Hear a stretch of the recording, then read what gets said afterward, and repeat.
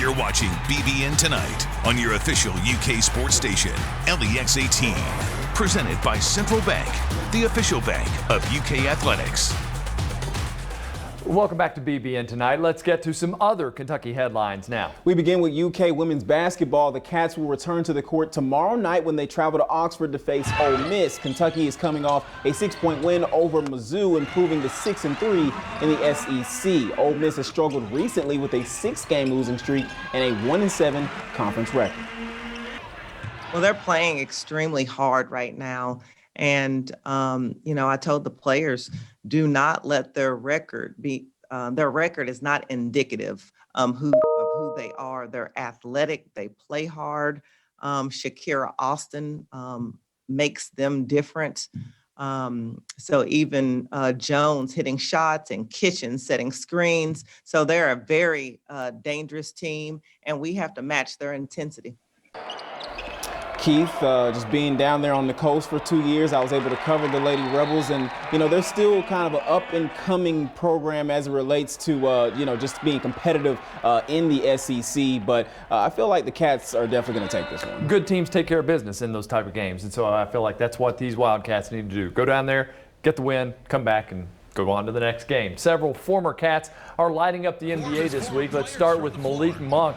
He may have had a rough start in Charlotte, but he recorded a career-high 36 points on Monday night and made the shot that sent the game to overtime. I think a lot of people were sitting there going, man, love to have a Malik Monk on this team this year for this Kentucky Wildcat team because, man, he can light it up from the outside. And he needs more minutes. He does. He needs more minutes. Yeah. I remember when he first came into the league, he was coming off the bench. He got some starts here and there, but he's really starting to come into his own. And I feel like, again, once you have a good 2 to 3 years in college and you have 2 to 3 years in the NBA, it makes a heck of a lot of difference in terms of experience. Now, DeAaron Fox is looking like an all-star for Sacramento. The former Kentucky guard had his second straight game with 30 or more points Monday night, pouring in 38 points and 12 assists in a win over the Pelicans and over Lonzo Ball, of course, Keith.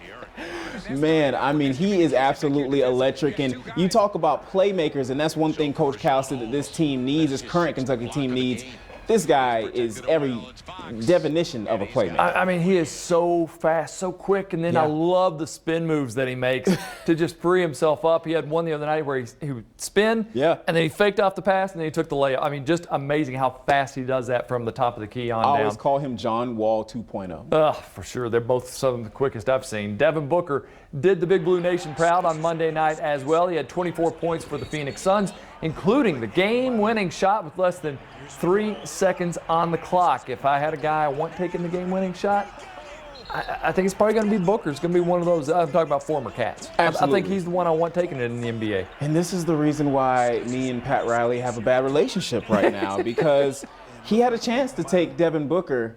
Instead, he took Justice Winslow, and we all know how that goes. And Justice Winslow, as we all know, is not on the Miami Heat anymore, but it's another conversation for another day. We all know he did take Bam and Tyler, though. He's got those two. He did. He made up for it. Some other NBA stat lines for former UK players on Monday night. Keldon Johnson had 25 points and 10 boards for the Spurs, and the Kentucky Knicks got 23 points from Julius Randle and 16 from Emmanuel Quickly. Keep Emmanuel. Listen, the Brooklyn Nets just got KD, Kyrie Irving, and now James Harden, and all the talk that's in the Big Apple is about Emmanuel Quickly. How crazy is that? He's playing great, though, and I love watching it because he is really showing everybody his game. The Kentucky women's golf team's coming off a solid performance under less than ideal weather conditions at the UCF Challenge. The team managed to finish off its best tournament of the current season with a best 54-hole total and best finish this season. After a 13 over par in the final round, the Cats finished in 7th place with a total of 14 over.